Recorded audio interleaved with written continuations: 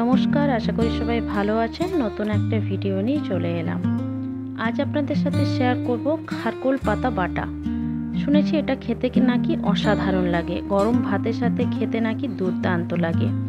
তো আমি এই রেসিপিটা কোনোদিন বানাইনি বা খাইনি, আজ প্রথমবার ট্রাই করলাম, তাই আপনাদের সাথে শেয়ার করছি।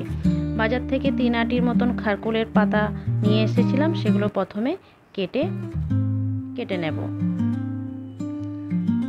এখানে খারকোলের পাতাগুলো আমার বাটা হয়ে গেছে। এরপর ভালো করে আমি এগুলোকে কচলে কচলে ধুয়ে নেব।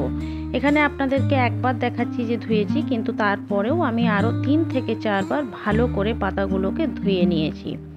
তারপর একটা শুকনো খোলায় দিয়ে দিলাম খানিকটা কালো জিরে, আর দেব এখানে বেশ খানিকটা রসুন। এখানে রসুনের পরিমাণটা একটু বেশি লাগে। আর দিয়ে দিলাম এখানে 4 থেকে 5টা কাঁচা লঙ্কা। আপনারা যদি এর থেকেও ঝাল বেশি খান তাহলে কম বেশি ঝালটা করে নিতে পারেন, বা অনেকে যদি ঝাল কম খান তাহলে ঝালটা কমিয়ে নিতে পারেন। এখানে হালকা করে শুকনো খোলায় ভাজা হয়ে গেছে। আমি এবার এটাকে একটা পাত্রে তুলে নিলাম। তারপর সেই কড়াইতেই খারকোলের পাতাগুলোকে দিয়ে দিলাম, আর ওপর থেকে দিয়ে দেব খানিকটা নুন। শুনেছি হালকা নাকি গোলা কোটায়, তাই আমি আর কোনো চান্স না নিয়েই দিয়ে দিলাম এখানে 1 থেকে 2 চামচের মতন ভিনিগার। আপনারা পাতিলেবুও ব্যবহার করতে পারেন। এবার ওপর থেকে একটা চাপা দিয়ে পাতাগুলোকে আমি খানিকক্ষণ ভাপ দিয়ে সেদ্ধ করে নেব। চলুন, এখানে প্রায় সেদ্ধ হয়েই এসেছে, কিন্তু যে জলটা বেরিয়েছে সেই জলটা আমি কড়ার মধ্যেই ভালো করে সব কিছু শুকিয়ে নেব, জলটা যাতে না থাকে। একবারই জলটা শুকনো করে নেব। দেখুন জলটা এখানে প্রায় শুকনো হয়ে গেছে। এরপর আমি একটা পাত্রে খারকোলের পাতাটাকে তুলে নেব।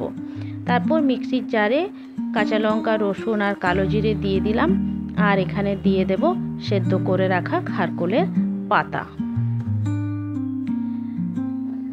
দিয়ে এরপর আমি মিক্সিতে বেটে নেব। আপনারা শিলনোড়াও ব্যবহার করতে পারেন।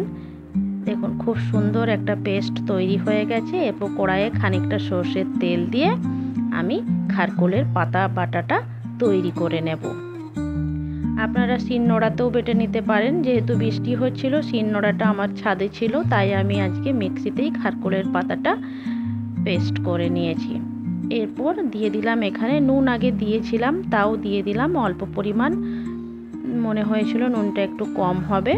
তারপর একটু শুকনো শুকনো করে একটা পাত্রে তুলে নিয়েছি। এরপর গরম গরম ভাতের সাথে প্রথমবার ট্রাই করলাম খারকোল পাতা বাটা। বিশ্বাস করবেন না, অসাধারণ খেতে। অবশ্যই একবার এই রেসিপিটা আপনারাও বানিয়ে বাড়িতে খেয়ে দেখবেন। আর ভিডিও যদি ভালো লেগে থাকে অবশ্যই লাইক, শেয়ার, কমেন্ট করতে ভুলবেন না। আমার একটা ইউটিউব চ্যানেল আছে, চ্যানেলটাকেও সাবস্ক্রাইব করে রাখবেন। আবার নতুন কোনো ভিডিও নিয়ে দেখা হচ্ছে। ধন্যবাদ।